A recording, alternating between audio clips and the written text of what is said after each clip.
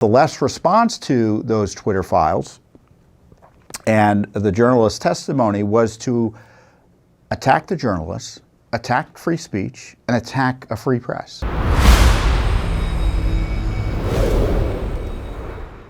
Also this week was the big Twitter file hearings by the House Republicans, namely Jim Jordan's subcommittee on, I think, the weaponization of government.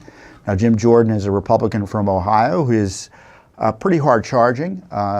Judicial Watch has always admired his tenacity and his willingness to take on these tough battles. And you could see, and I hope you've been able to see, part of the Twitter hearings or the Twitter file hearings where he had some of the journalists who Elon Musk had allowed to review Twitter files and then disclose them come and testify about what they found. In the run-up to the 2020 presidential election, FBI Special Agent Elvis Chan, in his deposition in Missouri versus Biden, said that he repeatedly informed Twitter and other social media platforms of the likelihood of a hack and leak operation in the run-up to that presidential election. He did it even though there was no evidence. In fact, he said in his deposition that we hadn't seen anything, no intrusions, no hack. Yet he repeatedly told him something was coming. I think most of these people are tech executives and they don't know what the law is around speech and around reporting. And in this case, and in 2016, you were dealing with true material. There is no basis to restrict the publication of true material, no matter who the source is and how you get it. And journalists have always understood that. And this has never been an issue or a controversial issue until very recently. And by the way, just one quick thing I'll add. That's the exact same strategy of the malinformation, misleading. In other words, they were saying even if the material you think is true, it could lead people to have conclusions that we don't want them to have, and therefore you should change your journalism because of that. So this is, we're so far down the slippery slope, you know, you've crashed at that point. I mean, it's a disturbing trend in journalism, in social media, and in the relationship from the intelligence community to these organizations.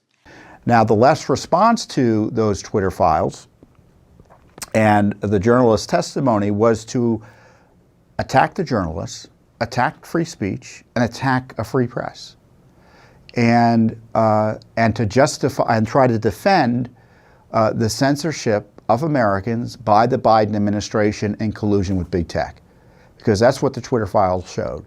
And they also showed how Twitter, in collusion with the government, the deep state, in 2020 targeted Donald Trump with censorship while protecting Joe Biden from having information about his son's laptop come out. So that was election interference. It's pretty clear. And plus there was this censorship directed not only by the government, but by allied outside groups, targeting anyone who dared veer from the narrative on coronavirus or COVID or any other issue they didn't like. And you had the FBI sending thousands of requests for potential censorship to Twitter. And let's put it this way, the government of Biden was sending so many various requests, Twitter had trouble figuring out who was sending what requests for censorship, which agency was doing what. I mean, they were overwhelmed with requests for censorship from the government. And I'm glad that Jim Jordan has begun to get to the bottom of this by exposing this. Hopefully the next steps are ensuring that the government officials behind this censorship face accountability and punishment. And of course, that's the test, because we know about the Twitter files, right? But what are we going to do about them? That's I think the question most Americans have. We have to stop the censorship because it's obviously been pared back by Elon Musk at Twitter, but it continues at Facebook full throttle, it looks like. The same at Google, which runs YouTube. And it's got to stop. Certainly the government intervention to try to get your material censored or material that you want to see restricted from your ability to see it or suppressed is something that's got to stop immediately. And I just hope Congress gets to pursues that issue quite aggressively.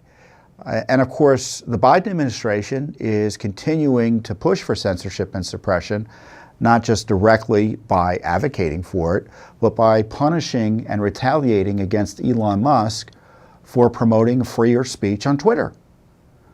The Biden administration FTC, within minutes, I say that, for some exaggeration, with some exaggeration, started demanding documents from Elon Musk after he bought Twitter, supposedly about a consent decree related to the protection of privacy of Twitter users. So the FTC, under Biden's appointees, immediately started targeting Elon Musk. They demanded documents about virtually every document about Elon Musk at Twitter. They also demanded information about the journalists his organization, his company was working with to expose Biden corruption and government censorship. I mean, what is the purpose of doing that other than to exact a penalty and scare Musk off potentially from continuing to expose this censorship? And of course, it sends a signal to other big tech platforms, such as Facebook and YouTube, owned by Google. Don't slow down on censorship because we'll come after you as well. Not only do we have the Democrats attacking those who are exposing Biden corruption in the Congress, but the Biden FTC is attacking Elon Musk and abusing authority to target him in obvious retaliation for his blowing the whistle on election interference that's been uncovered, the collusive censorship, not only through Twitter, but these other platforms. Now, Judicial Watch is investigating all of this. We're very much concerned about the First Amendment and censorship here. We have much in the way of litigation trying to expose the ongoing censorship. We've got a challenge in California against the censorship there, where the California Secretary of State, just before the 2020 election, caused YouTube to take down one of our videos. It was a Judicial Watch video, just like this one, where I was talking about mail-in ballots and dirty election rolls. So we've got a civil rights lawsuit over that.